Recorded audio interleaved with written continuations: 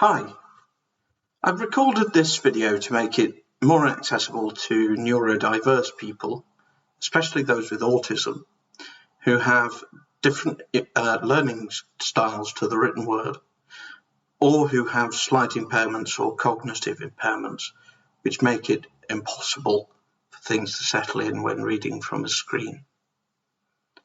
I want to tell you a first-hand story of autism and why it's not something that holds you back in life.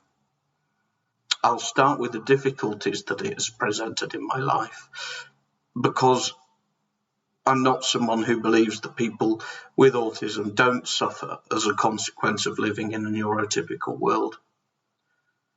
Throughout my life, especially since the age of around 5, I have known that I have been somehow different to others. That might sound like a cliche, but it's not. Lots of people say these things, and it is usually some form of indulgence, self-pity, or just blatant narcissism. But here's the truth. I am different. I make up, in terms of myself and my fellow people on the autistic spectrum, make up 1.4% of the population. So we are very different. So I had the luxury of being able to access excellent schools within my local area. I committed myself to reading and English language skills, for which I was identified as a rising star, or whatever the new term is, within the education system. My parents were asked to come in to read books from which I was reading to see what was happening with my advanced development. What went slightly wrong is that my autism was missed in infancy. It was missed by several counselling psychologists. It was missed by 2 community psychiatric nurses following a breakdown, and indeed it was only spotted by a psychiatrist after a 6-month waiting list to access their services. Now, upon referring me to the specialist autism clinical psychologists, he told me that I needed to realise my limitations and to live a life either on welfare or a low-level job.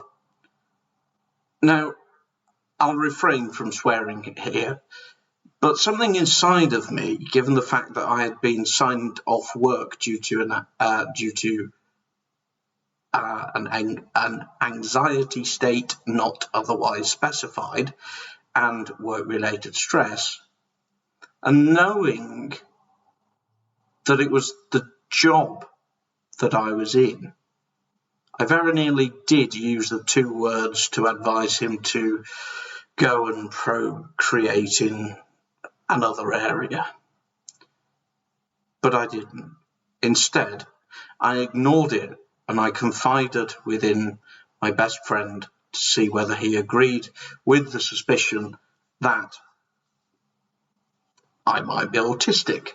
I'll add at this point that my best friend is incredibly experienced in mental health, and I'm very proud that he is very shortly going to be starting a declin site. He was initially shocked about the suspicion and kind of the pre-diagnosis, if you like. And although he was a psychologist, still is obviously, and at the time he was helping people in a crisis house, and indeed my friends had all joked about me having Asperger's syndrome for years, he could only say that my noise sensitivity was something that sort of made sense. Now, as I did more reading in preparation for my diagnosis appointment with a clinical psychologist specialising in autism, it did kind of all fit into place.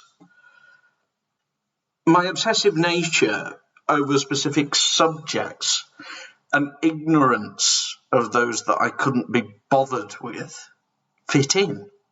It explained why I had maths anxiety as a result of a teacher telling me as a youngster that I just couldn't do maths. But here's the thing, more importantly, it explained why I never felt like I fit in company where my obsessions weren't shared. It explained the constant anxiety that I felt. It explained why I needed to access counselling services at such a young age, why I was prescribed antidepressants before they were safe for my age group, and indeed why I was prescribed diazepam and referred to the then in-house counsellor at my GP practice prior to the IAPT rollout. Don't get me started on that. I remember seeing on the referral form when my counsellor saw it and passed it to me, my then GP had written highly articulate, highly intelligent, anxiety and depressive symptoms, and I'm not sure what else. See, at the time I was too young technically to access his support, but he went to his supervisor and his supervisor said rules are there to be broken. Now, in the past, I've never accepted that I'm intelligent. Instead, I attributed all of my successes to external factors. But now I know that there are various achievements in my life which can't be attributed to external events. And I just want to tell you something about it, because especially if you're autistic, you need to hear this. My entrepreneurship in youth saw me become the youngest managing director in the country at that time, at the age of 15. It's now illegal to be a director at the age of 15, and trust me, that's a good thing. Your teenage years are best spent what they're meant to be there for, finding yourself, getting the best out of your education system that you can, and becoming yourself. The fact that I obtained excellent GCSEs and A-levels, this wasn't anyone else's doing. I never received any private tuition, and I went at the time to one of the worst sixth forms in Derbyshire. Then, the fact that I was the first member of my family to go to university, achieving a 2-1. Why I was taken on by a Member of Parliament as his researcher, broadly with a focus on communications and web activity, but also speech writing and advising on bills and select committee business. I communicate very well in the written word and not so much in the verbal method, as you may have picked up in terms of some form of stammering. Then, the fact that I went on to take up an offer of a trusteeship for a marketing vacancy after I resigned from the Conservative Party on issues of conscience. It no longer spoke for me, nor the people that it did when I was a Liberal Conservative, and indeed when it was a Liberal Conservative Party. I therefore had more time to dedicate to volunteering, and as a person who I knew from my old days in politics, who'd also turned his back on it, asked me to get on board. And I did that because the best friend that I mentioned earlier suffered from 2 eating disorders in his teens, and I wanted to make the greatest impact that I could. And I did make a huge impact. I obtained Google grants for the charity. I restructured their social media. I restructured it so that it was focused on a return on investment and not solely messaging. And I was responsible for raising probably around £200,000 worth of grants. It also explains why I was so disturbed when I worked in politics and other areas when people took the proverbial out of people with disabilities. It explained why I was then able to volunteer after resigning my trusteeship of First Steps ED for an autism charity, and I have been lucky enough to be taken on by them as a member of staff. My focus is on marketing, systems, product and project development, and listening to people about experiencing autism and knowing that I can say that other things might not be able to, that I have direct lived experience. And finally, I understand why I sometimes have outbursts after being incredibly stressed. But in fairness, the stress that I do put myself under sometimes is deliberate, because I try to help as many people I can. Obviously, not all stress is sort of, controllable by that nature. But yeah.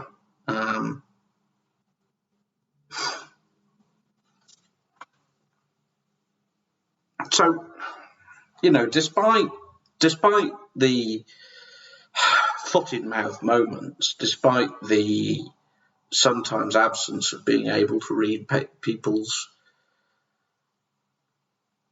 it's not people's body language and facial expressions. I'm pretty good at picking those up, but it's social cues.